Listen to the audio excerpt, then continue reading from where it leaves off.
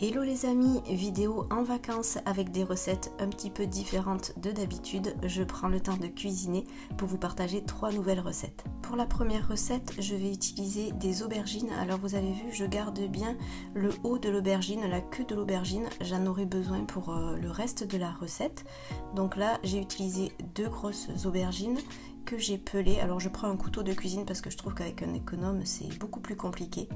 Et je les fais cuire à la vapeur. Pendant ce temps, je mixe 2 crackers aux graines dans mon Vitamix et ça me permet d'avoir une petite chapelure que je vais mettre dans une assiette. Ça me permettra de faire des aubergines panées.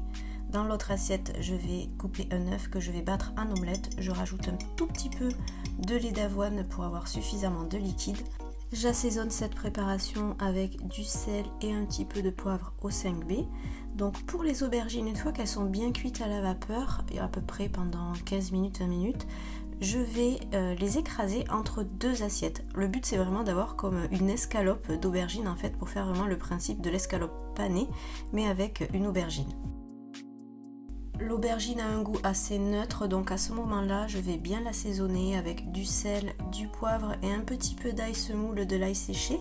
Comme ça permettra vraiment de relever ce légume.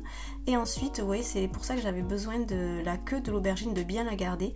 Je vais la passer d'abord dans la préparation avec l'œuf battu et le lait d'avoine, et ensuite dans la chapelure que j'ai fait avec les crackers. A l'aide d'une fourchette, je tapote bien l'aubergine pour qu'il y ait suffisamment de chapelure vraiment partout. Comme ça, la chair de l'aubergine va être bien entourée de cette préparation qui va être croustillante une fois qu'elle va passer à la cuisson. Dans une poêle bien chaude avec un filet d'huile d'olive, je vais venir faire dorer l'aubergine de chaque côté. Alors n'hésitez pas à vous aider d'une spatule si jamais pour la retourner plus facilement. Il ne vous restera plus qu'à dresser dans de jolies assiettes. Alors j'avais préparé une salade de tomates tricolores, rouge, verte et jaune. J'ai rajouté de la truite fumée, quelques feuilles de basilic, une demi-mozzarella par personne. Je réassaisonne le tout, je rajoute de l'aneth, du citron sur la truite fumée, un petit peu de sel, du poivre au 5B et un dernier filet d'huile d'olive. Voilà, on retrouve tous les groupes alimentaires dans cette belle assiette. On a pas mal de légumes cuits et crus, une bonne source de protéines avec la truite fumée et la mozzarella, et les crackers aux graines réduits en chapelure nous servent de source de glucides. Merci à une de mes amies qui m'a inspirée pour cette recette, vraiment c'était un délice, on s'est régalé. Pour la deuxième recette, je vous propose une entrée originale, très généreuse en fruits et légumes, ce qui vous permettra d'atteindre les portions recommandées dans vos repas. J'ai déjà coupé des morceaux de pastèque en cubes, une courgette jaune et une courgette verte que j'ai coupée à la mandoline, mais vous pouvez le faire aussi avec un couteau. Je prépare une bonne vinaigrette qui va vraiment relever la courgette, puisque là vous voyez on va la consommer crue, donc c'est un goût vraiment très neutre. Donc j'ai mis de l'huile d'olive, balsamique, moutarde, je vous mettrai tous les détails dans la barre de description. Et j'enrobe bien toutes les rondelles de courgettes avec cette bonne vinaigrette. Je vais pouvoir dresser dans des assiettes. Je vais faire un petit creux ou un trou au centre de l'assiette dans lequel je vais pouvoir venir ajouter les morceaux de pastèque que j'ai coupés tout à l'heure. Je rajoute par-dessus de la feta émiettée, quelques pignons de pain, un dernier filet d'huile d'olive et voilà une assiette pleine de couleurs, pleine de saveurs qui vous permettra d'avoir une belle portion de fruits et de légumes pour accompagner un autre plat peut-être plus traditionnel où il n'y aura pas forcément beaucoup de légumes, comme par exemple la prochaine recette que je vous propose. Ça mijote depuis un petit moment, mais je vous ai tout filmé pour bien vous expliquer les différentes étapes de la recette. Donc là, j'ai préparé un ossobuco de dinde. C'est très rare que j'utilise ce genre de viande.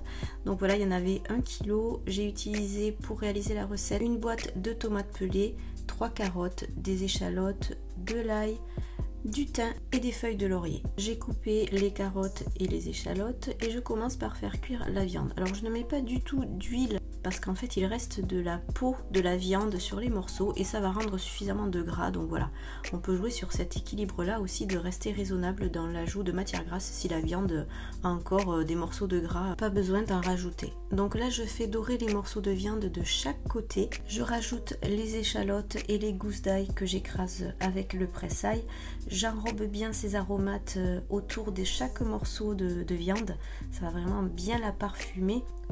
Je rajoute les carottes, je sale et je poivre, je mélange à nouveau tout bien comme il faut et vous allez voir, même si je n'ai pas rajouté d'huile, le jus de la viande et le gras qu'elle rend aussi, voilà, ça fait un fond de sauce vraiment très appétissant déjà.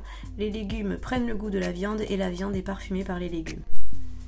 Je laisse bien réduire tout ce jus pour que les saveurs se concentrent maximum et c'est ensuite que je vais rajouter donc la boîte de tomates pelées ou des tomates concassées, c'est pareil. Je rajoute une bouteille de bière, alors j'avais celle-ci dans mon frigo, je suis pas du tout une experte, j'y connais rien même, mais écoutez c'était pas mal du tout, elle avait un petit parfum de fruits rouges, ça sentait déjà très bon et c'était parfait pour cette recette, ça va bien se marier. J'aime bien utiliser de la bière souvent plutôt que du vin blanc, je trouve que c'est un goût beaucoup plus doux et je vais terminer en rajoutant les aromates, donc j'ai mis le thym et le laurier. Je mélange bien tout ça, je rajoute un petit peu d'eau parce que je voulais qu'il y ait quand même suffisamment de jus et je vais laisser cuire tranquillement à couvert. Pendant ce temps, je prépare des pommes de terre au four, alors vraiment ça va être très simple, je les ai coupées en quartiers. Je mets de l'huile d'olive et du sel, je mélange tout comme il faut pour que l'huile d'olive enrobe chaque petit morceau de pommes de terre. Je vais les disposer dans un plat qui passe au four dans lequel je vais mettre au fond du plat des petites branches de romarin. Je trouve que c'est mieux de les mettre au fond, comme ça va éviter qu'elles brûlent à la cuisson et ça parfumera les pommes de terre. Pour la viande, ça y est, ça a mijoté suffisamment longtemps, la sauce a bien réduit, ça sentait vraiment très très bon. Et là je me suis souvenue d'une astuce qu'une autre amie m'avait donnée. Oui, j'ai vraiment que des copines très gourmandes qui ont beaucoup d'astuces de cuisine. Elle m'avait dit qu'elle rajoutait du parmesan quand elle fait comme ça un ossobuco de dinde pour venir lier la sauce et forcément je trouve que cette idée est géniale. Donc j'ai mis à peu près l'équivalent de 20-30 grammes vu qu'on avait pour 4 à 5 portions quand même de viande. Voilà, ça reste très raisonnable et ça permettait d'apporter voilà, encore plus de gourmandise à ce plat de viande, vraiment le rendre très savoureux. Voilà pour cette dernière recette, il ne reste plus qu'à dresser les assiettes, on l'a accompagnée avec la recette que je vous ai proposée juste avant avec les courgettes et la pastèque. J'espère que vous passez de bonnes vacances, que vous aurez peut-être un petit peu plus de temps pour cuisiner. Dites-moi si vous essayez justement une de ces recettes. Merci de liker, de commenter et de partager cette vidéo. Je vous retrouve juste avant la rentrée pour vous partager mes derniers détails d'organisation pour recommencer l'année en pleine forme et pour vous partager à nouveau un maximum de recettes et d'astuces.